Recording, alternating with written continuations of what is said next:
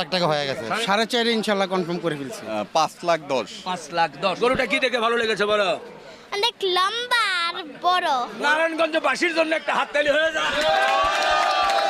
ওই যে আপনার কথা সুটান দেহ। এটা পড়ছে 1,40,000, এটা পড়ছে 1,20,000। আসসালামু আলাইকুম প্রিয় দর্শক, কেমন আছেন? আশা করছি ভালো আছেন। সবাইকে অনেক অনেক প্রীতি এবং শুভেচ্ছা জানাচ্ছি রাজধানীর গাবতলী গবাদি পশুর হাট থেকে।